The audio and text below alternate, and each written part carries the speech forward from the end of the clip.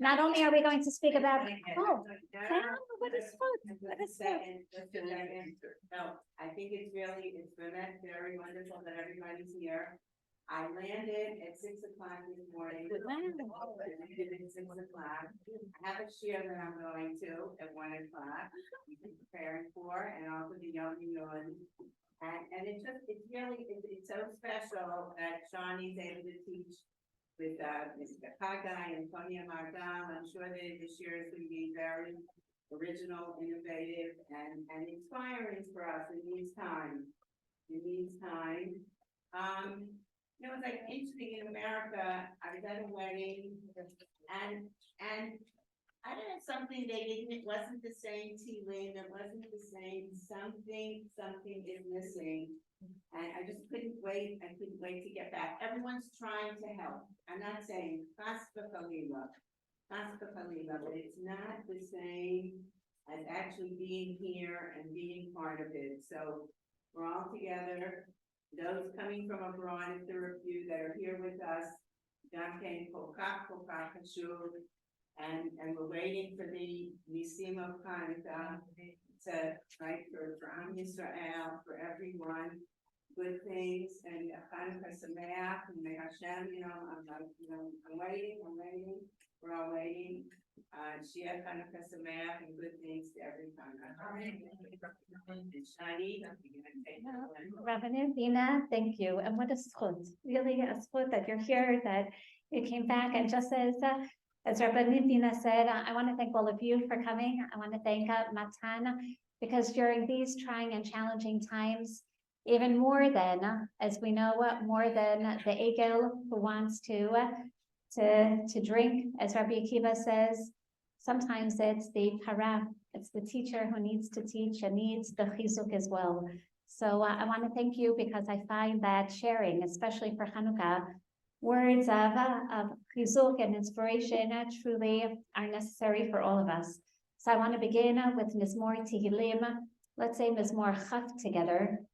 Lamnatzeach Mizmor LeDavid, Yancha Adonai B'yom Tzara, Yisagevcha Shem Elohei Yaakov, Yishlach Ezracha Mikodesh, Umitzion Yisadeka. Yizkor Kol Minchotecha Va'olatcha Yidashna Sela. Yitein Lecha Chilvavecha V'chol Atzatcha Yimalei, Neranina B'Yeshuatecha, U'B'Shem Eloheinu Nidgol, Yimale Adonai Kol Mishalotecha.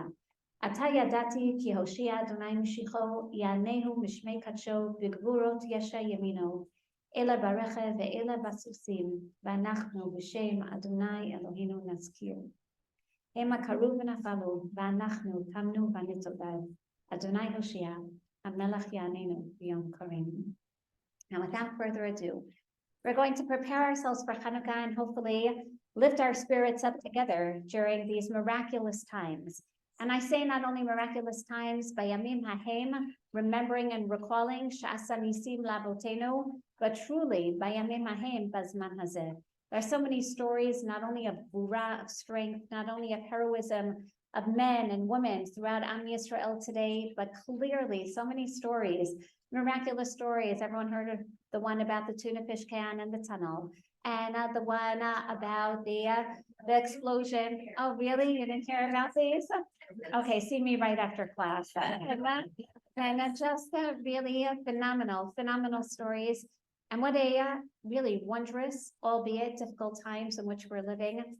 And as we're going to explore today, as Chanukah is going to remind us of the dreams of Hagai Hanavi, we're going to revisit many of these dreams and many of these prophecies during our dreamy season. Many of you have heard from me that I don't really like the name of that was given by the government for this war of Harvot Barzel, of swords of iron, albeit it is the sign of Hamas.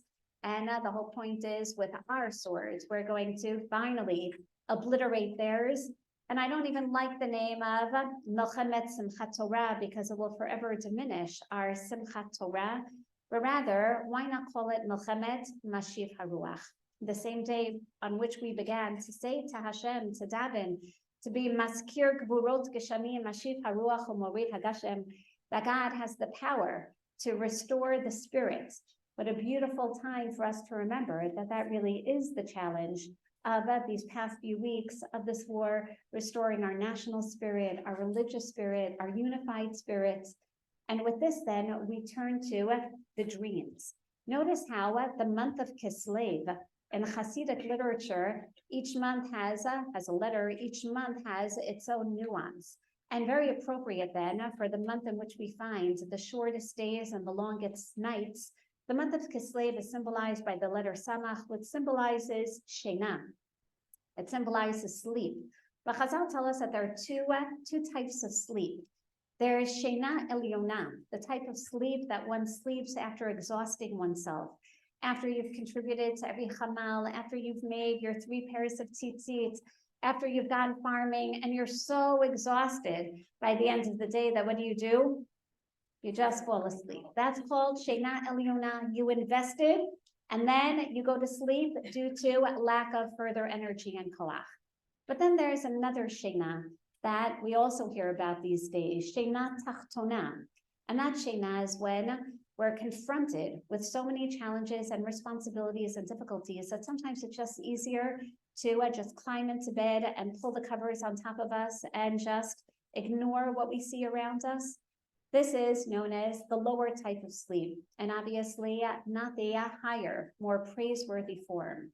And I think then that in the month of Kislev, it behooves of us not only to revisit what type of sleep we're having, or perhaps the sleepless nights that we're experiencing, but also this is the time then to take advantage of whatever hours of sleep and even of daydreaming that we have to appreciate our dreams. Note that from the moment that we begin the month of Kislev, the Parshiot HaShavua are all replete with dreams, beginning with Yaakov's dream in Parshat Vayetze, followed by, as we know, Lavan's dream by the end of the Parsha and Yaakov's return to Eretz Yisrael.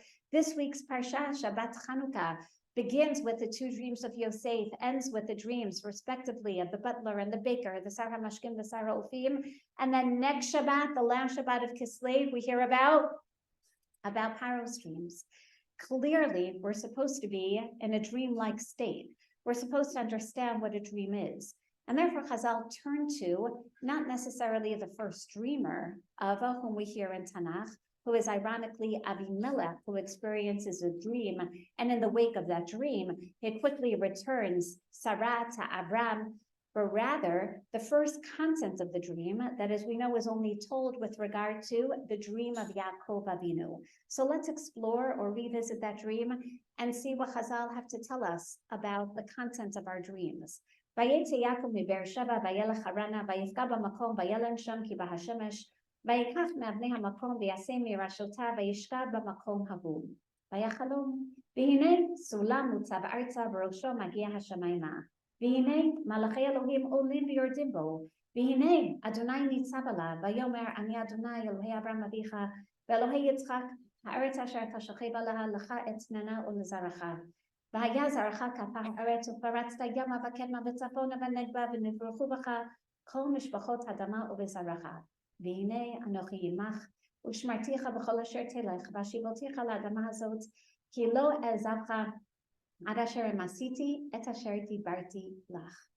Yaakov experiences a dream, so much so that he wakes up in the middle of the night. Vayomar achem yesh Hashem b'makom hazeh v'anochi lo yadati. Vayira vayomar manora makom hazeh ein zeh ki beit Elokim b'zeh shar hashamayim. Everyone thinks that Bavel is the Bava, is the gate of Shamayim, but no, it's right here in Eretz Yisrael. And then the next morning, Yaakov is afraid that he may forget that dream. So what does he do? He literally creates a model of his dream, an illustration, a diorama of his dream. Just like these, sulam utzav arza, to remember that the sulam was mutzav, it was monumentally laden in the ground. And he places this celestial type of oil to remind himself of Hashem al Rosh Hasulam. He wants to make sure not to forget about this dream that's accompanied by God's promise to protect him and to return him to Eretz Yisrael. And therefore, the Rambam, in his famous Guide to the Perplexed, looks at this dream as a fundamental dream. And he explains that this isn't just Yaakov Avinu's dream. This is the everyman's dream. This is Willie Loman's dream. This is the dream that we all dream about, namely, a dream being an expression of our spiritual aspirations. He says, when Yaakov dreams, keeping in mind how the Rambam dismisses any anthropomorphical nuance to God. God doesn't have any corporeality, and therefore this is really not God, but the existence of God. Yaakov recognizes the existence of God atop this sulam, and this ladder is not a literal ladder either, but it represents the different rungs of man's aspiring for a relationship with the divine. And therefore, Bo Ya'aleh, Kol Mi Sheya'aleh. Yaakov dreams of what we all are supposed to dream, which is how we can get closer to God. Ad She'asik Mi Sha'alav Be'achrech, until we can truly grasp an understanding of the existence of God. Achar Shehu Omed Kayam Al Rosh HaSulam, knowing that God not just resides in the heavenly spheres, but knowing that God is not only transcendent, but also immanent in this world. And therefore, God is Alav, teaching us that man can relate to God. O Malachei Elohim, and what are these angels? Well, they're first Olim, which means that they must start off on the earthly sphere. In other words, these are human beings, also staying away from any corporeal attribution to angels.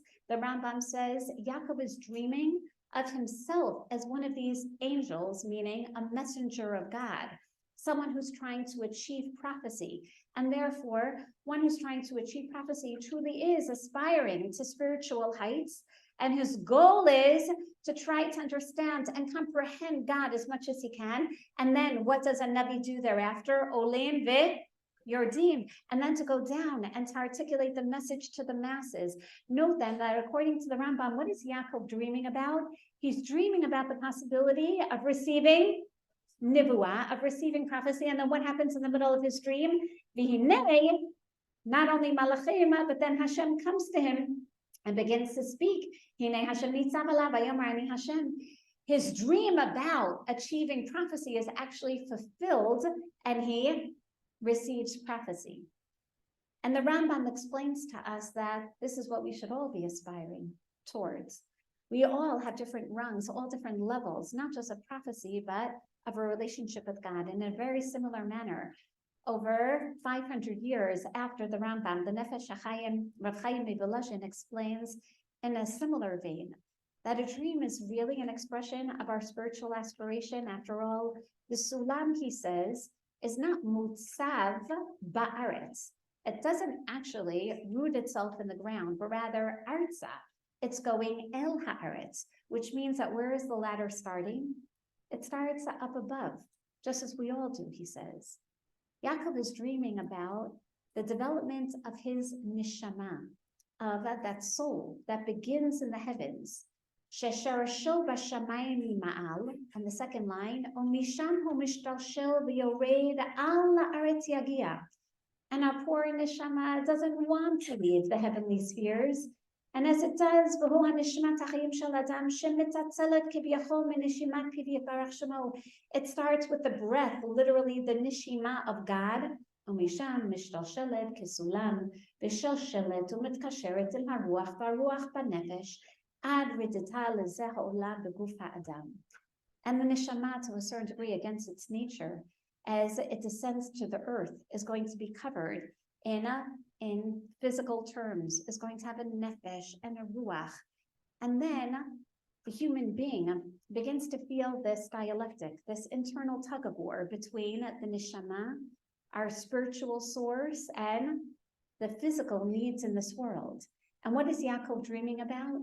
He's dreaming about his neshama, about trying to once again regain that identity towards heaven. That's the nefesh chaya, who so much aspires lamala to make sure that he doesn't forget his roots. Again, his relationship with the divine. So on one hand, a dream is an expression of our spiritual aspirations. On the other hand, we know that dreams are also expressions of our anxieties. Hundreds of years before Freud, Chazal and Mesachet Chulin have taught us that in the same dream, Yaakov imagines, he sees the malachim olin umistaklim b'diukno shel mala, v'yordin umistaklim b'diukno shel mata. Yaakov is dreaming about these angels, whom we know in various midrashim are very territorial. They feel that human beings compete with Hashem's attention. Why should Am Yisrael, for example, receive the Torah? The Torah is supposed to be divine. Why should Am Yisrael receive mitzvot that allow them even to develop a relationship with God? And therefore, what Yaakov sees is that these malachim are looking at God, and then they go down the ladder and they see the reflection of Yaakov, and the malachim are wondering, why should there be a relationship between incorporeal, omniscient God and mortal man? And therefore, ba'u l'sakune. In Yaakov's dream, Yaakov imagines that the malachim are coming to harm him, which makes a lot of sense considering that he's running away from his bloodthirsty brother. Everyone, and especially Yaakov, feels extremely vulnerable, not only in real life, but also in his dreams. And then explains Reish Lakish, Hashem nitzav alav. Had the Torah not said this, you can't say something like this, but Hashem isn't literally standing on the ladder, but according to the Midrash, Hashem is standing on Yaakov Avinu, Ka'adam shemenif al beno. Hashem is hovering over his son Yaakov to protect him against the dangers of the Malachim, and certainly then accompanied by his promise that he will protect him against Esav. He'll protect him along his journey to Chutz La'aretz. Here we find that the dream is also an expression of his true anxieties. But what's interesting is that Chazal tell us, don't just look at the dream. It's not just about the contents of the dream. It takes a certain personality to dream. And therefore, you also have to look at the dreamer. Who are the types of people who aspire? It's not everyone who has these spiritual aspirations or even imagine God relieving their anxieties in their dreams. Chazal tell us, Besana, a pasuk in Mishlei, that in Pshat means Yirat Hashem l'chayim, someone who truly fears God, he'll deserve life. Ve'savea yalin, he'll also always be content as he goes to sleep. Bal yipaked ra, and no evil will befall him.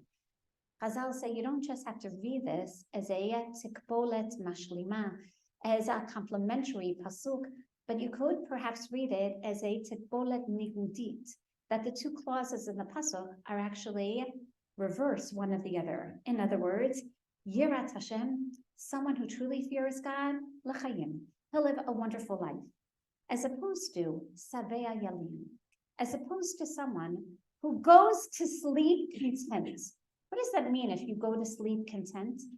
Then you're always okay with the status quo.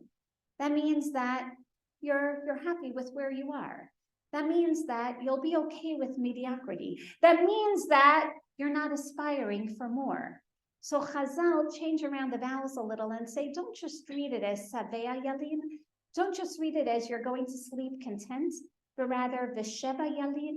That means that you go to sleep for a full week, a natural cycle, Bal Yipaked, without being reminded, without being appointed for a dream. Ra, you're a bad person.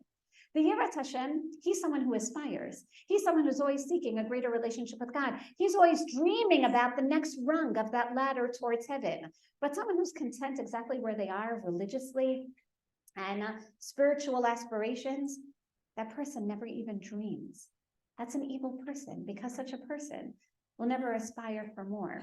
As I'm sure many of you know, this is recruitment season for seminaries, for yeshivot, for high schools. So as I go around and interview people, it's very difficult. You want to try to get a sense of what are their goals, what are their religious goals, what are their academic goals, how much do they really, how motivated, self-motivated are they? And we have a list of questions that, again, have been culled over the years. And very often, whenever I take a look at this midrash, I say, you know what? I think we should just forget about all those grueling questions and ask our students, so when did you last have a dream? Did you have a dream? Did you dream? You don't even have to tell me what the dream was, but did you have a dream in the past 7 days? And if they say no, then, okay, that's easy. And if they say yes, then what do I know? But I don't have to ask them any more questions, because that means that they dream. That means that they're aspiring.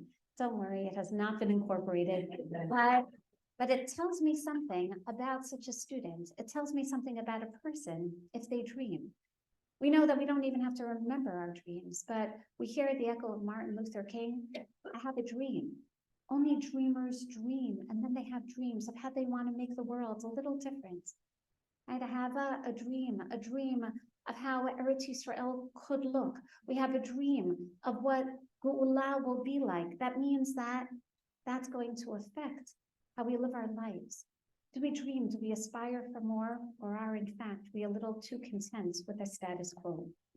We continue then, and we see the Lubavitcher Rebbe says, it affects us so much that we know that the way that we go to sleep affects the way that we sleep and the way that we also wake up, right? When you know that you have a 5 a.m. flight to catch, what happens? You don't really sleep, or you sleep and you don't even need your alarm because what's going to happen? You'll be up. You'll be up. That's exactly it. Meaning, and we'll wake you up at 2 o'clock and 3 o'clock. There's something in our consciousness that we go to sleep with, which is why we always tell our students and our children, don't wait till the morning of the test to study. When is it much better to study? At least the night before, so that what happens? You actually process that information while you sleep. And numerous sleep psychologists have explored the REM and the RAM sleep, knowing that our mind is busy at work, but it's based on what we experience during the day and what we intend for. So if we're aspiring, if we want the world to look a little different tomorrow, then we'll go to sleep knowing that we're going to dream, because we're not happy with where things are right now. And that's why Rosh Bar Nachman quotes Rabbi Yonatan, "In marin lo la'adam, ela mehururei libo." Again, years before Freud, Chazal say, so what is it that we dream about? We dream about our own thoughts. We dream about our own aspirations. And yes, indeed, our own anxieties. Rashi teaches us beautifully that when Yaakov came to Beit El, not only was he in a religious mindset right away, he davens to Hashem, but then as we know, the sun sets, and it's time to go to sleep, and he takes Abanim vayasem mirash tav. He takes stones and he surrounds his head with these stones. And Rashi explains, Asa'ak min marzev sabiv l'rosho. He actually, it wasn't just, a nice circle of stones. He basically made a little siege around his head, mipnei chayot ra'ot, to protect him from wild animals. And then all the stones started fighting. We want to be under Yaakov's head. We want to be part of the siege. Now, what obvious question do we have based on Rashi? If he's afraid of wild animals, then where should he have built this stone siege? Not just around his head, but around his entire body. And yet, what is Rashi telling us? What is Yaakov most protective of? What is he most afraid of? His head. He doesn't want anyone to affect his head.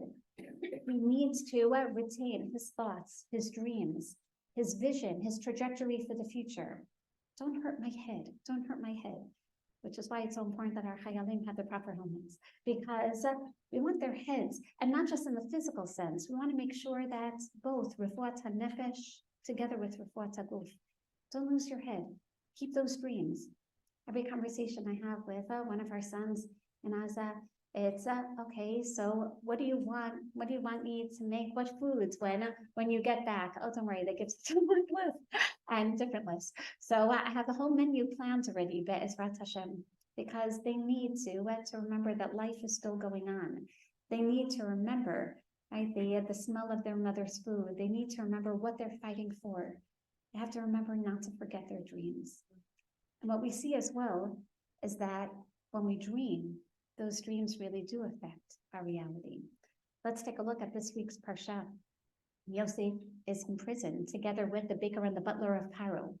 And the baker is going to be silent while the butler comes with his dream to Yosef. And he shares his dream. And he says, the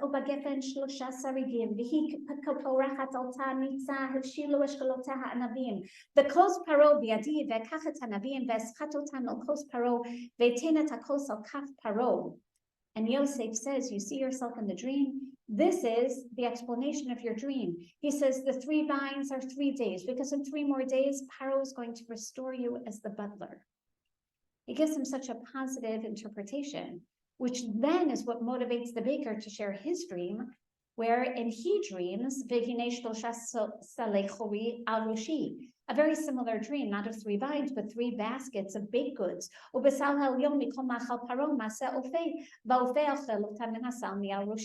I see the birds eating the baked goods from the top basket on my head. And Yosef says, well, these 3 baskets are 3 days as well, but in 3 days, Paro is going to remember you, and he's going to hang you. And in fact, the birds are going to eat of your flesh. But they're such similar dreams. Why does he give such different interpretations? And the answer is, look carefully at the dreams, which is exactly what Yosef does. And at the dream of the Sar HaMashkim, he sees himself, but not simply himself. He sees himself active. He is actively squeezing the grapes from the vine. He can see himself with the goblet of Paro in his hand. He sees himself serving it before Paro, to which Yosef responds and says, you've been dreaming about this actively. You're doing everything in your power to get back to that position. I assure you, Mr. Sar HaMashkim, that you will be back in that position. And then the Sar HaOtham says, you know what? Maybe I'll give this a try. And Yosef says, but in your dream, you were passive. You didn't even see yourself as baking the baked goods. They're already baked. And you see yourself as just standing. And therefore, of course, the birds are eating the bread. In your mind, your fate has already been determined. You already see yourself as being eaten from. You're not doing anything because you don't even believe, you're not even dreaming about baking baked goods for Paro. In which case, you're not going to end up there. And therefore, Yosef turns to the Sar HaMashkim and he says, you're my inspiration. Keep in mind that Yosef has forgotten his own dreams. He says, wow, that's how one dreams, by not forgetting your dreams, by staying active, by engaging in reality and everything that you can do to fulfill those dreams.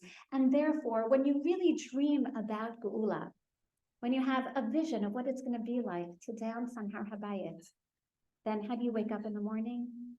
Then you ask yourself, what can I do to catalyze the fulfillment of that dream? Which is why HaKadosh Baruch Hu assures Moshe Rabbeinu at the very beginning of his appointment to come to Am Yisrael hundreds of years after they've last heard of this God of their forefathers. And Hashem says, don't worry, all you have to do is say, Pakod pakadati etchem. And I assure you, Vishamu lekolacha. The people will believe you that you're coming in the name of God and you're about to initiate their process of redemption. So Rashi explains, what is it about this abracadabra? What is it about these words? And he says, because when they hear those words, automatically they're going to remember the word Shekvar Siman Ze Masur Biadam. Because they haven't forgotten those words. They haven't forgotten the dreams of national destiny. They'll remember Yaakov and Yosef using these words, Pakod Yivkod Etchem. And Yosef who says, Pakod Yivkod Elokim Etchem, Va'alitem Atmotayim Mizeh Itchem.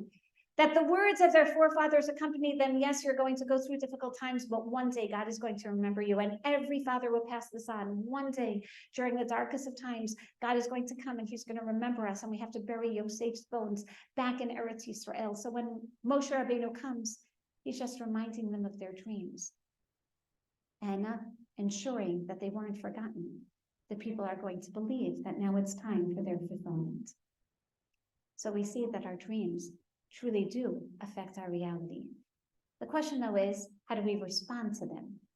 A frightening midrash tells us that in addition to the personal anxieties that Yaakov was dreaming about, the midrash Chanukah tells us in the name of Rashmuel Bar Nachman that HaKadosh Baruch Hu showed Yaakov Avinu all these malachim. They were representing Sarei Umot Ha'akum, the different nations, the different empires. And HaKadosh Baruch Hu showed Yaakov Avinu Sarashel Bavel, the officer, basically the empire of Bavel that would stay up on top of the ladder for 70 years and then come down. Madai, that would rise for 52 years and come down. The Greek Empire that would rise for 100 years and then come down. And then Edom, representing, as we know, this last stage of Galut, the Roman Empire that would stay up for a very, very long time, over 2,000 years. But then, at that moment, Yaakov was so afraid this one isn't coming down. Va'amar shema lazeh ein lo yerida. Maybe this galut is never going to come to an end. Amar lo HaKadosh Baruch Hu va'ata al tira avdi Yaakov. Don't be afraid. Afilu ata ro'eh ole etzli. I know he seems like he's staying up there for a really long time, Misham ani morido. He's going to be so confident, but I'm going to take him down.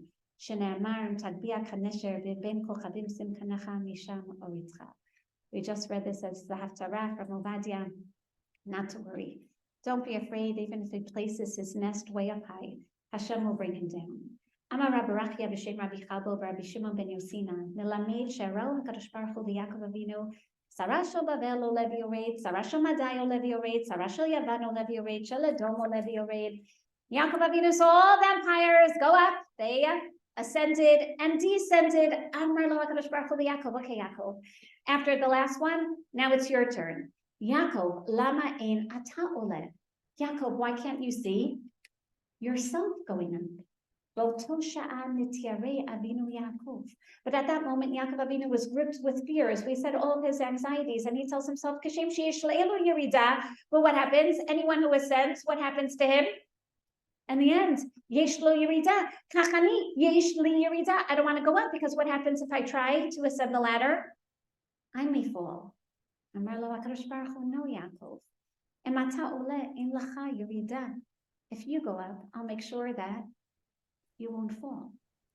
Lo he'emin, v'lo alahu. But Yaakov didn't believe. It's hard for me to imagine that Yaakov didn't believe in God. Rather, he didn't believe in himself. He didn't have that confidence that he could go up. So in his dream, he doesn't go up. Rabbi Shimon ben Yosina says, so terrible that Yaakov didn't go up. Amar lo HaKadosh Baruch Hu, ilu alita vehe'emanta. Had you only gone up and believed, lo hayta lecha yerida la'olam, you would have never come down. Now, Yaakov, because you couldn't go up in your dream, now you're going to stay down under these 4 empires. They're going to bother you with misim and arnoniot and hugaliot and massacres and exiles and taxes. And this bothers me so much. I want to go back to Yaakov Avinu and whisper to him in his dream, just go up, just go up. And yet, the good news, Rashi tells us, is that the next morning, it could be that he was gripped by fear in his dream. But he let his dream affect his reality differently. He didn't wake up depressed. He didn't wake up gripped with fear, but rather instead, Vayisai Yaakov Raglav, a very strange terminology. And Yaakov lifted up his feet, Vayelach Haran, and then he went off to Haran. All the text could have told us is that he went to Haran. And we know that that means that he used his feet. Why this poetic terminology? And he lifted up his feet, Rashi explains, because after the dream, after God promised him that he would protect him, Nasalibo et raglav, his heart was able to lift up his feet. The next morning he said, it could be that in my dream I didn't go up, but I'm going to pick myself up. Even when it's difficult, even when there are oppressors, even when there are Esavs and Lavans and Paros and Hamases in my life, I'm going to make sure to pick myself up. And therefore, Chazal are very careful to tell us that it's not the content of the dream that affects reality. That don't get too nervous. It's not the content of the dream, it's how we respond to our dreams. And here's a beautiful proof that explains the Meshech Chachma. It says, remember in the same parsha that Yaakov has a dream, and Yaakov's return to Eretz Yisrael, Lavan has a dream. God comes to Lavan in a dream and tells him, don't bother Yaakov. Lavan, evil Lavan, is privy to a divine dream. And sure enough, Lavan wakes up the next morning, he kisses his sons and his daughters, he gives them a bracha, Vayelech vayeshev Lavan l'mkomo, and Lavan went back home, unchanged. He just had a divine revelation. He just had a dream. Did that dream affect him at all? No. As opposed to, Vayakan Bilam, Vayelech vayeshev l'mkomo, V'gam Balak halach l'darko. Bilam also. Bilam the Navi, it's as if nothing happened. He's looking for the next way to entrap the people of Israel. The Meshech Chachma says, as opposed to Yaakov. Yaakov, after his dream, doesn't stay in the same place. Yaakov halach l'darko. Shatzadik v'talmid chacham amiti hu holech mimakom harishon lamalot gdolot. He lets those dreams, those ladders, affect him as he lifts himself up and begins that journey heavenward, that journey of continued aspiration, the journey of continued dreams. And this is what brings us now to different personalities that we think about on Chanukah. It brings us on one hand to Choni. Remember Choni HaMa'agel during the season, whom we know was the rainmaker, so to speak, who by the end of the rainy season, there isn't sufficient rainfall, and everyone has been trying with tefillah and tanit to bring rain. And they send a message to Choni, come on, you daven, and he davens, nothing happens. He draws a circle and he turns to God and he says, Anizas mikan, I'm not leaving from the circle until you have mercy on your children. And at first there were little raindrops, and Choni says, come on, God, really? Okay, Mabul, God, that's not what we asked for. Finally, beautiful Gishmei Bracha, beautiful rains that come. Everyone runs up to her Hagai and says, okay, Choni, enough rain. Choni says, you're not really supposed to ask for bracha to stop, but okay, fine. And sure enough, he offers a karban, and the sun starts shining, the wind moves the clouds away. For Choni, everything happens immediately. And therefore, Rabbi Yochanan teaches us that Choni didn't understand this famous pasuk of Mizmor Kuf Chavav in Tehillim. Shir hamalot b'shuv Hashem et Shivat Zion hayinu kechoni. He didn't understand. What does that mean? That we came back from Zion. Remember, after 70 years of exile, we said that it was like a dream. Really, psychologists tell us that how long do we dream for? Maximum a few minutes. And in those few minutes, no dream lasts more than about 30 seconds. And many of you are supposed to say, but what do you mean? I just had a dream about my great-grandchildren, right? And that took a while, right? I had a dream about something that definitely transpired over the course of many weeks and months. Yes, it's true, but in our brains, it was really just a few seconds. So Choni says, why are you comparing 70 years of galut to an ephemeral dream? It wasn't immediate. It took 70 years. Choni is frustrated with the process. Choni is frustrated that a dream can take 70 years to be fulfilled. No. It should happen immediately. Why can't we wake up tomorrow morning and Hamas will just be obliterated? Doesn't that sound nice? Yes. That's the Choni mindset. And one day, Chazal said, he learned a little bit about dreams. He was walking ba'orcha, chazi lahu gavra dehaving nata charuva. I saw a man who was planting a carob tree. And a carob tree in Hebrew is charuva. From what term? Korban. Man is planting from destruction. He's planting from exile. Amarle, hi, at kama shnintin. How long does it take for that carob tree to bear fruit? In other words, why is Choni a little frustrated? Why would you plant something that you have to wait so long? And sure enough, he says 70 years. I looked it up on Google. It takes 13 to 16 years, but that's okay. Because Chazal are telling us that this is a mashal for Korban and Galut. It takes 70 years.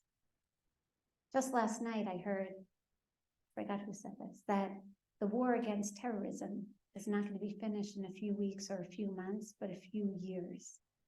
And my heart sank because I really thought that this war would be over by Chanukah. And then deep down, I'm telling myself, if not Chanukah, then Purim. God, Purim is a great time also for Nisim and Iflaot. And if not Purim, maximum Pesach, Geula. This is going to be Geula. And in all of these, it's obviously the Nashim Tzidkaniot. We're the ones who are going to catalyze the redemption, which we're already doing. So clearly, sorry, man. It's again, you go fight, but we're the ones, mamash, catalyzing the process of redemption. And then to hear that it's years. So he clarified and he said, no, I'm not saying that the boys aren't going to come home within that amount of time, but to really, yes, to destroy the roots of terrorism that have been planted and germinating and succeeding for the past 75 years, it's going to take some years, maybe even 70 years. But that's okay.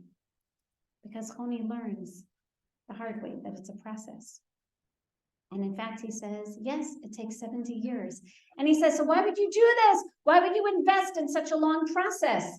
And the man says,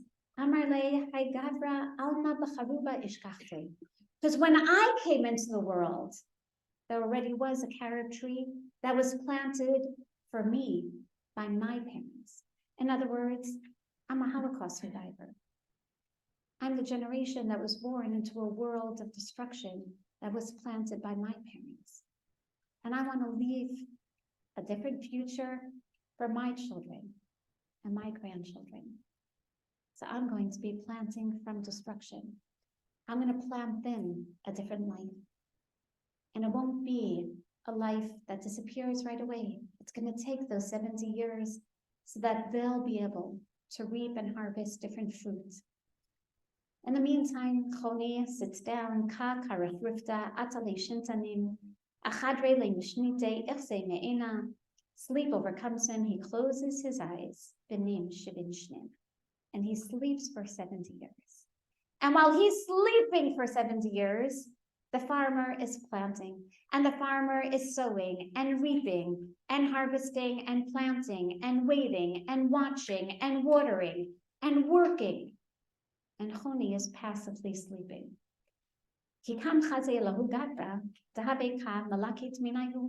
When he wakes up, he sees that a man is picking the fruit off the trees. Are you the same one who planted it? He said, no, Barbara, I'm the grandson. Yes, in fact, he's able to reap the fruits of his grandfather's labor. Apparently, I've been sleeping for 70 years. And he goes home and he says, so is Choni his son's here? And he says, no, but his grandson is. But Choni hasn't left anything for his grandson. He's only thought of himself. So he goes back to the Beit Midrash. And he overhears Talmidei Chachamim in the Beit Midrash saying, in the days of Choni, everything was black and white. And Choni says, well, I'm here. And I'll make everything clear for you again. And they don't believe him. Because not every generation is a generation that needs black and white. And certain generations are ones where we have to work through the grays and the confusions and the difficulties. And Choni hasn't prepared the Beis Midrash for that either. So we ask God to take away his life. Choni doesn't know how to dream. He doesn't know what it means to aspire for something and to appreciate that it's a process. But a process that isn't a passive one of sleeping, but one where you plant and you build and you work and you fight. And the one to really teach us this then is in fact Hagai. Hagai comes, as we know, in the second year of Daryavish. It's already 15 years after Shivat Zion. He's living during the time that Choni is very frustrated by. And Hagai turns to a generation of those that came back in 535 BCE, so confident that they're finally going to see the end of Galut Bavel as Koresh allows them to return and rebuild Beit HaMikdash. So they come back, and with their, as we know, 42,000 members, they come and they begin to rebuild 360. Yes, they begin to rebuild the Beit HaMikdash, but every attempt is thwarted by the Samaritans. And then finally, they manage to build a Mizbeach. It's destroyed. They rebuild it. They finally start to bring karbanot, and no one comes to bring karbanot because it's dangerous. And the Samaritans are bothering them, and their economic funds run out, and the Samaritans turn the Persians against them. And the people, in fact, are wondering then, maybe Yirmiyahu's nevuah expired. Maybe we missed the opportunity because all these nevuot, reality is not as beautiful as we thought it would be. And Hagai says, you really don't think that this is part of the process? You mean it's okay? Atem sfunim bevatechem? You mean the fact that you're living in beautiful homes in Eretz Yisrael isn't enough to prove to you that God wants you here? Now you need to take care of the next step, which is build a bayit for God. And if you build a bayit for God, he chooses each date of his prophecy very consciously. He comes at the beginning of the harvest season on Rosh Chodesh Elul, and he says, now it's time to start building. I know you don't believe it, but yes, it's time to start building. And his contemporary, Zachariah Hanavi, is going to explain to them, yes, that's because you didn't really understand that there are two stages. One is the stage of return of autonomy of sovereignty, but there is another 70-year count from the destruction of the Beit HaMikdash, which was in 586 BCE. So you have until 516 BCE to build the Beit HaMikdash. And what do you know? There really were 19 years between the return to sovereignty and the rebuilding of Jerusalem and the temple during the time of Shabbat Zion. And I can't help it but say and remind us that fast forward 2,000 years, we came back in 1948 and we thought this is it. Return of sovereignty, the fulfillment of these nivuot of Shabbat Zion all over again. And yet we tried to maintain control over Yerushalayim and the Haganah and the Lechi, all sent in supplies and tried to defend Jerusalem from the Jordanian forces, only to have it fall in 1948. But what do you know? Just like Shabbat Zion, it took 19 years till 1967 to rebuild Jerusalem. I can't help but think that in 2005, I remember going to Gush Katif, protesting against the Hitznatkut. I have a picture of our, at that point, 5 children. Our youngest was just a baby. He was 1.5 years old, and it was Yom HaTzmaut, and we have a picture of all of them on the beach of Gaza. And we thought, this is it. This is going to be when Mashiach comes. This is the end of Reshit Tzmichat Geulatenu. And then we felt that we took a couple of steps backwards in the process of Geula. We just remember that is just a few months from now, it will be exactly 19 years later. That baby is now a Golani soldier in Gaza on the same beaches. And maybe it's time 19 years later, in fact, without saying anything political, but to return. And now is Shabbat Zion, take 3. And this time, we're going to remember not to stop and to keep dreaming. And Hagai assures the people. He tells them, I'm telling you, if you just keep going to the next step, just start building a Beit HaMikdash, you'll see the manifestation of God in your midst. And he knows that he has to truly encourage them. And we find then that albeit when we look at the Nes of Chanukah in Masechet Shabbat, Chazal tell us that for these 8 days, we're not allowed to mourn, we're not allowed to eulogize, we don't fast, because when the Rabbanit, the Seleucid Greeks, came to the temple, they defiled all the oils. And when we came back to the temple, we found one little vial of oil, and it was supposed to only last 1 night, but it lasted 8 nights in total. So the next year, the Chachamim Kaba'um, the Chashmonaim established that these would be days of Yamim Talim, Bahalel, Bahuda'ah. And then we have all these questions. Really, if it lasted for 7 additional nights, why do we celebrate for 8 days? The Megillat Ta'anit explains it's because the first day they really were rebuilding the Mizbeach. First, they had to rebuild the Mizbeach. That's the first stage. And then they celebrated for 7 days of Miluim. And that's why it was really an 8-day process. What we're celebrating is not just the miracle of the oil, we're celebrating the rededication of the Beit HaMikdash, of the temple, of autonomy in Yerushalayim. And what did they do, he says, in addition, when they came back, it wasn't just important that they rebuild the Mizbeach, but rather they took Shiva Shipudei Barzel. I told our sons in Gaza that even though I hope they get some candles. I hope they get some oil. If not, they'll just do what the Chashmonaim did. They'll take 7 pipes of iron. They'll take the 7 shells of RPG missiles and chapum b'boots, and they'll cover them with mud. It was important that they make even a makeshift menorah. It wasn't a beautiful golden menorah that the Greeks had destroyed, but rather a makeshift menorah was necessary to recognize that the salvation came from God. But then we're bothered because what truly were the Chashmonaim celebrating? Was it in fact the Nes Pachshemen? Was it the rededication of the Mikdash? Or was it, as we say in our tefillah all the time, Al HaNisim, Ba'al HaPokan, Ba'al HaGvot, Ba'al HaTshuot, Ba'al HaMilchamot? We speak about the Tshuah Gdolah, the military victory of Rabim Biad Ma'atim, Rishaim Biad Tzadikim, Zedim Biad Uskei Toratacha.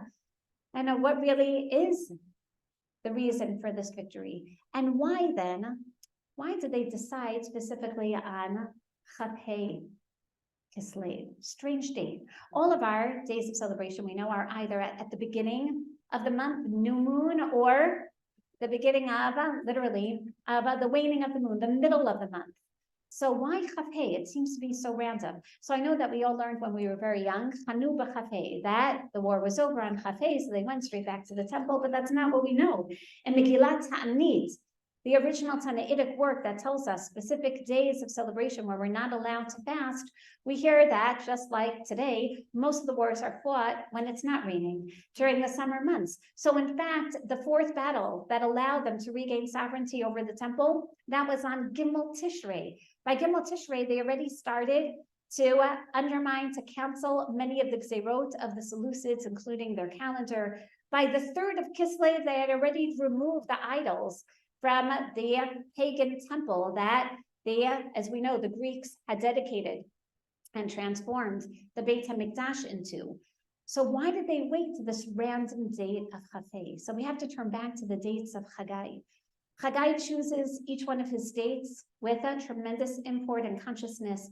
Whether it be Chodesh HaShishi, Rosh Chodesh Elul, he tells them, if you want to see success in your agriculture, this is the harvesting season in Elul, then get up and start building a Beit HaMikdash. And he realizes after about 3 weeks that they're becoming very disheartened. And he says to Zerubbabel ben Shaltiel, the political leader, and Yoshua ben Yotadak, the religious leader, he says, and he inspires the Ruach, and he says, now's the time, Mashiach HaRuach, come on. God is going to inspire you. And what do you know? By the Chaf Daled, by the 24th of Elul, they start to go and collect wood and rebuild a Beit HaMikdash.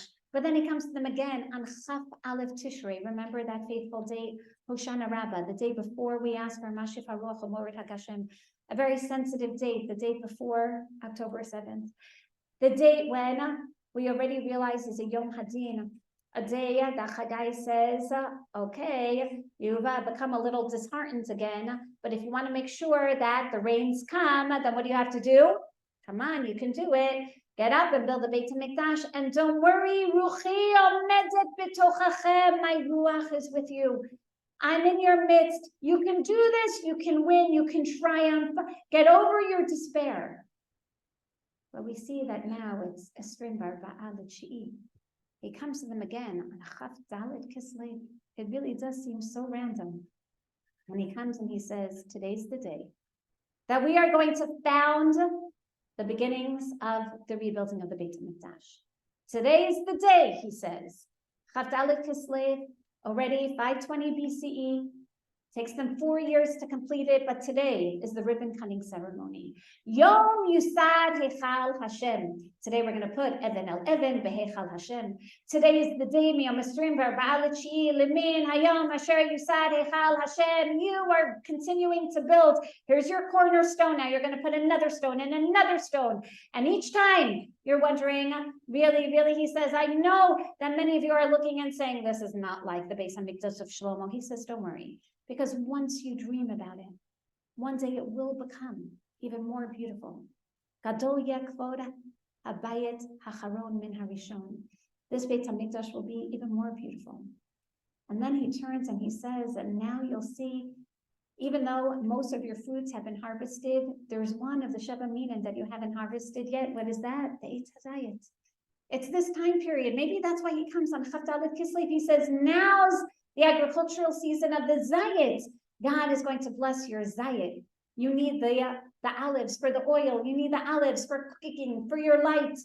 And then he comes again on Chaf Dalet Kislev and he says to Zerubbabel, the political leader, he says, this is also the day that you should be inspired to dream the impossible dream, to fight that unbeatable foe, to go ahead and to realize that you can destroy the Persian forces. And even though he says, I know they look unbeatable. I know that it's very difficult, but you're going to see God is going to turn over their chariots and their tanks and their missiles and their tunnels, and they're all going to fall and they're going to kill each other out. So you have nothing to worry about. So get up and regain sovereignty. Get up and conquer the land from the Persians. And once you do, you'll see that I will make you the king and not just a governor. We know that unfortunately, Zerubbabel never got up. He never waged war against the Persians. And it was Alexander the Great who ultimately defeats the Persian and the Median empires. And then his empire is divided amongst the Ptolemies and the Seleucids. And therefore it's Antiochus Epiphanes who ends up harassing us for so many years. Until now, it's 350 years after the Nevuot of Hagai. And the Hashmonaim have not forgotten these prophecies. They haven't forgotten these dreams. And Yehuda Maccabi says, you know what? We're going to be the ones. We're going to be the ones to get up and fight against our enemies. We're going to be the ones to go with that confidence and with these dreams and prophecies. And as we see when they come after their victory, when they come to the temple and they see the temple destroyed and they can't celebrate Sukkot, and they start to rebuild a mizbeach, but they don't know what to do with the desecrated mizbeach, so they take it apart, but the stones can still have kedusha. And Yehuda Maccabi says it's okay, just leave it there until a navi tells us what to do. Adar Sher Yasun. Don't worry, there's going to be a navi soon. Even though there hasn't been nevuah in over 300 years, he's confident that now's the time that prophecy is going to be restored. And he decides, even though they return to the temple in Tishrei, he waits till this fateful day of Chaf Dalet, but actually Chaf Hei Kislev. They decide to refound the Mizbeach. He sees himself as fulfilling the Nevuot of Hagai. It's going to be our Yom Yusad Hechal Hashem, on the same day that the Mizbeach was destroyed. The Yevanim know that this is the anniversary date for its destruction, and thereby, Yehuda Maccabi says, we're re-fulfilling these Nevuot. And he tells everyone, on this day now, we're celebrating the rededication of the temple for 8 days. We're going to build the Mizbeach and then celebrate Shmonat Yemei HaMiluim B'Halel U'B'Hoda'ah. He basically says, they haven't forgotten those dreams and prophecies. They remained in the hearts and minds of the Hashmonaim for 300 years. So we understand now why he chose this date. It's the anniversary date. He wanted to show everyone we're fulfilling those dreams of Hagai. The question, though, again, is why did Hagai choose the date? It's not just the agricultural season of the oil. But we find in Gemara Avodah Zarah that this is also the time period known as the winter solstice. This is at the time of the ancient pagan holidays of Kalandra and Satruna. When Adam Harishon saw that the days were getting shorter and the nights were getting longer, he was convinced that HaKadosh Baruch Hu was punishing him for his sin, and he's restoring the world to Choshech, to Tohu Vabohu. And that's why Hagai comes on Chaf Dalet Kislev. We know that the winter solstice falls out December 21st. That year's was Chaf Dalet. The year and of Hagai was Chaf Hei. My father just called me last night. It was recently, I called him, sorry, it was recently his birthday. And it's the 80th birthday, Baruch Hashem. We were supposed to go into the States to celebrate. And he said until all of his grandsons were back home, there isn't really yet reason to celebrate. He told me, he said, Shani, we're thinking about you because this week, right, what's today's English date? I know the Hebrew. Today is the 6th. Today's already the 6th. So this was, right, last night. He said, we're thinking about you because today we join you in finally saying, V'tein Talot Matar Lebracha. And every year it falls out on the Gregorian calendar on December 4th, except for when there is an upcoming leap year. It comes out on December. The 5th. Excellent. The 5th. And last night they joined the agricultural brachot of Eretz Yisrael. And I was thinking, wait a second, that also means that this year's winter solstice comes out like it did during the time of Chanukah on Chaf Hei Kislev this year. And that's why Hagai comes. He comes on the winter solstice, otherwise known as the winter hibernate, and he says, on the darkest day of the year, on the longest night of the year, he comes to Am Yisrael and he tells them, I know it looks so dark. I know that the Chayalim are fighting in the rain. I know that your sons Some of you haven't had them home since Erev Simchat Torah. I know that you've had sleepless nights. I know that it looks like a really long, difficult journey, and it is. But during these really dark times, he comes and he says, don't worry, because God is going to bless your zayit. God is going to bring that oil. God is going to bring that light. God is going to bring that sovereignty. Hashem is going to bring nisim and niflaot, particularly on the military camps. God is going to perform, literally, tuna fish miracles with oil. God is going to destroy their tunnels. God is going to have them explode themselves, these miracles that we're hearing about during the darkest times. Don't forget these dreams. And therefore, we celebrate. During the darkest times, we celebrate the Festival of Lights. Yehuda Maccabi comes and he says, even when it looks really, really difficult, we're going to come. And even if it means building a makeshift menorah, we're going to light that light. And we're going to remember not only the prophecies of Hagai, we're going to remember those of his contemporary, of Zechariah. And we take a look at what we're going to read this Shabbat, Zechariah Perek Daled. Zechariah sees a very blurry vision. And he sees a vision, the Malach has to say, okay, let me tell you what you're looking at. You're looking at a menorah. You're looking at a beautiful, beautiful lamp with 7 pipes bringing oil, and there are 2 olive trees on either side. And he turns to Zechariah and he says, come on, Zechariah, you know what it represents, don't you? Halo yadata mahima. And he says, no, I don't. And he says, this is the message to all the Chayalim. This is the message to the government. This is the message to the political leaders, Zerubbabel, that you're going to win. But the menorah symbolizes it's not going to be lo b'chayil v'lo b'koach. You're not just going to win because you have amazing tanks and a phenomenal air force and nemirim that protect you against missiles. You're not just going to win because you have amazing, dedicated infantry soldiers.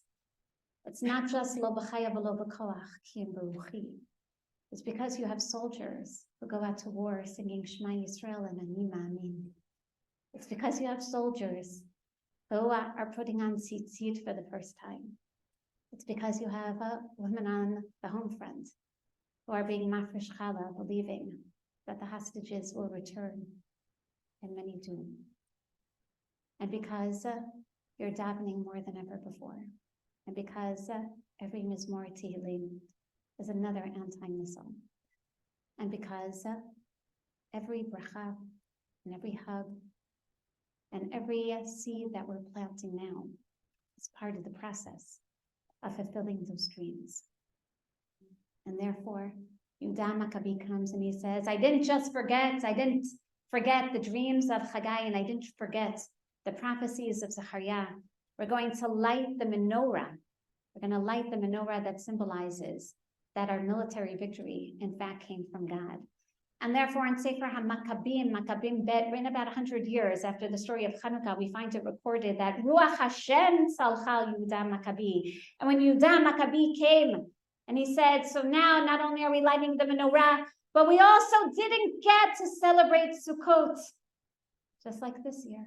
We didn't get to finish our Sukkot. And he says, and that's why now we're going to have an 8-day holiday, not just of rededicating the temple like Shlomo did during the time of Sukkot, but we're also going to have 8 days of Sukkot. And we'll take our palm branches, but instead of an etrog, we'll take our olive branches, and we're going to finish that Simchat Torah that we didn't get to finish off this year.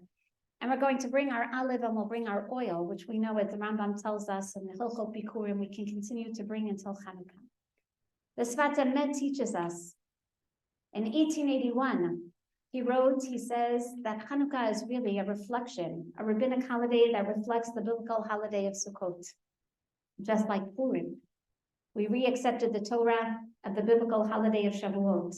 And one day he says Pesach will also have its own rabbinic holiday. He alludes to Yom HaTzmaut. And then 3 years later, in 1884, he writes, that as we know as well, there are many parallels between Sukkot and Chanukah. Chanukah is 8 days like Sukkot, and Chanukah is really built off of Sukkot. And Chanukah is going to have laws of Mahadrin and Mahadrin, just like Sukkot. We're celebrating the agricultural harvest of the olives, just like we do by the other minim on Sukkot. And our laws of Mahadrin, and Beit Shammai alludes to this when he says that you should light like the karbanot that you bring on Sukkot in descending order. And the Sfat Emet adds that if Sukkot is the beginning of the year, then the end of this Tkufah, of Tkufat Tishrei, ends at the end of Kislev, before you start Tkufat Tevet. So all those commitments and all those resolutions and all those dreams and all those hopes that you had for the beginning of the year, says even if you think that they become a little blurred over the past few weeks, the Hitchadshut Hashana of Tishrei continues till now. Just like you can bring Bikurim till now. Just like if you felt that you need another Yom Kippur and another Hoshana Rabbah, the Hasidim say you still have till Chanukah to daven for forgiveness, to ask one another for forgiveness, to rebuild the fabric of society through unifying one with the other. And therefore, we're reminded of another dream and of another prophecy of Yechezkel. We generally read this vision on Pesach and on Yom HaTzmaut. But I think now's the time to revisit his dream as well. God takes him to a dale where he sees Atzamot Yeveshot, dry bones, bones that have been massacred, bones with blood all around them, bones that, as he says, have no flesh upon them. And God says, come on, Yechezkel.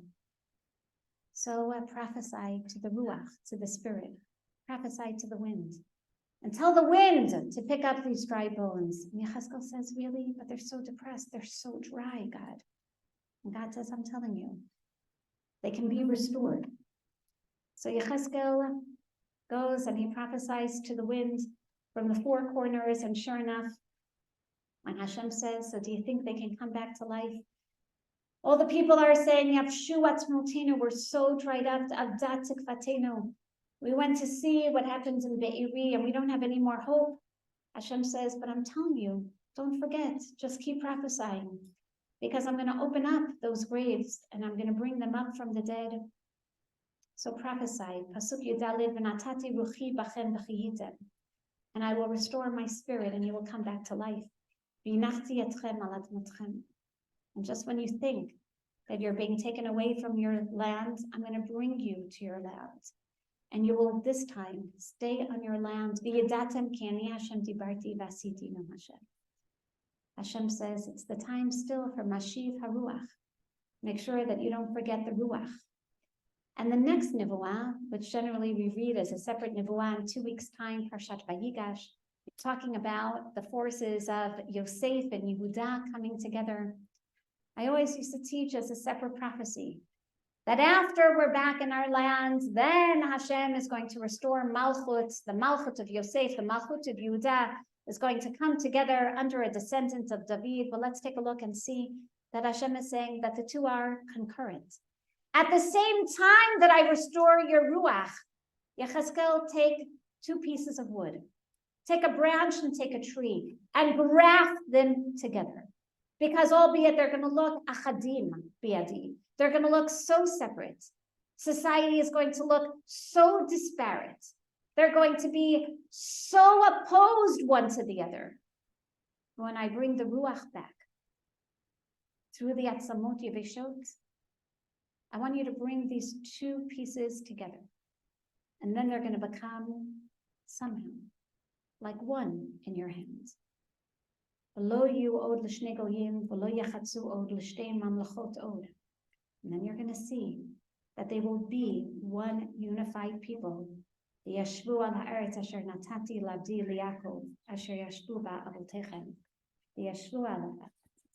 this time the dreams of Yaakov Avinu are going to be fulfilled. You will come back on this land, all of them, the dry bones, and the ones who are here and the ones who will be planted, you will be unified. The David Abdi Nasi Lahem La'olam. וידעו הגויים כי אני השם מקדש את ישראל להיות מקדשי בתוכם לעולם. This Chanukah is a time for dreams.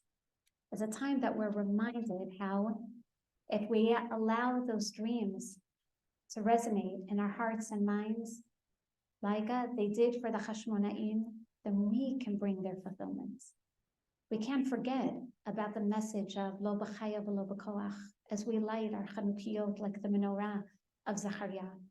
We can't forget about the miraculous miracles of war, but of rededicating the temple.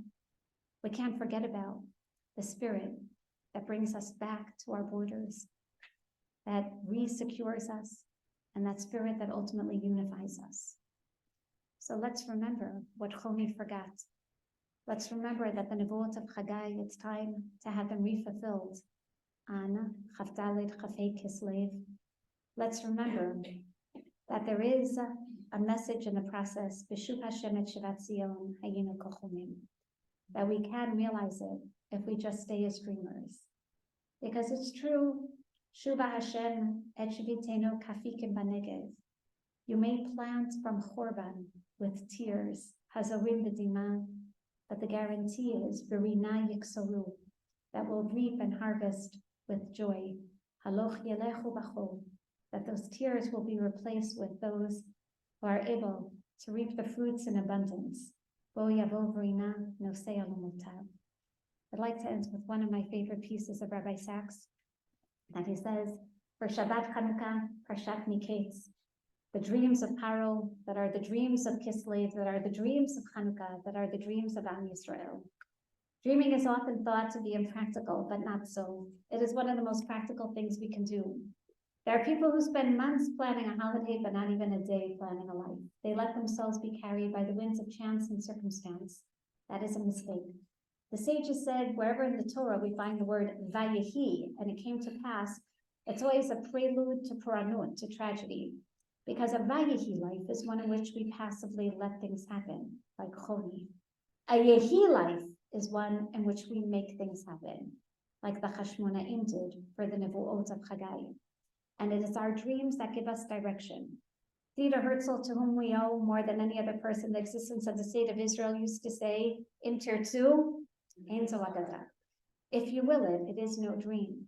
I once heard a wonderful story from Elie Wiesel. There was a time when Sigmund Freud and Theodor Herzl lived in the same district of Vienna. Fortunately, he said they never met.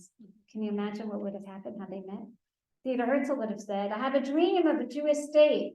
Freud would have replied, tell me, Herzl, how long have you been having this dream? Lie down on my couch and I will psychoanalyze you. Herzl would have been cured of his dreams, and today there would be no Jewish state. Fortunately, the Jewish people have never been cured of their dreams. Rav Kook tells us beautifully that we should all be dreamers.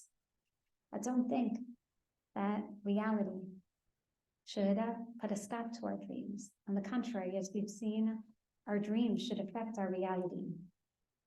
Achalamot hagolim, the greatest dreams are the foundation of the world. Hamadrigot shonotim, and it's true there are different rungs. Cholmim hem hanevim, as we saw by Yaakov, our prophets are dreamers. B'chalom adaberbo, our poets are dreamers. Balei machshava, philosophers are dreamers.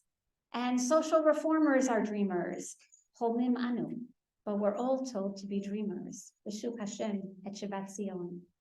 But sometimes the gasut of chayim chavutiyim, sometimes, literally, the difficulties of our lives and everything around it, especially when we're so involved in the tzad hachomri, when we're so involved in the physical challenges, sometimes, literally, notelet et or hachalom min ha'olam, it blurs the light of our dreams.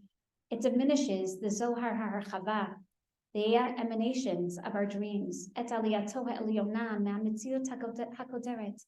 Sometimes we become so submerged in the difficulties of the realities in which we find ourselves until all we can focus on are the troubles of social media, are the difficulties of the machobim mitoch hakitzoteha harsiyot shel hametziut. We just feel literally the pangs and the stings of reality, and there went our beautiful dreams.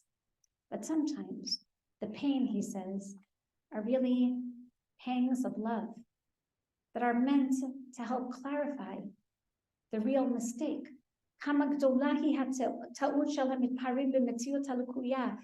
That realize when we're so frustrated on social media saying that people don't understand the truth, it reminds us of how clear the truth really is. It reminds us of how we have to dream. It reminds us that dreams work beyond the borders and confines of reality. And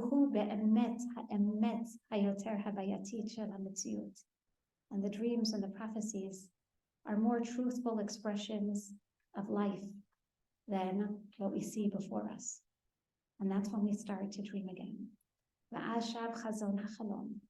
And that's when we remember not to sleep like Choni, but to plant and to build and to fight and to light our menorot and Chanukiot as Hagai and Zachariah have taught us. And then we see everything so clearly. That's when Pel Peh Adarabo Umareh Velo Bechitot Utmunat Hashem Yabit. May we all have a wonderful, uplifting festival of lights and the most inspiring and pleasant of dreams. Chanukah Shani.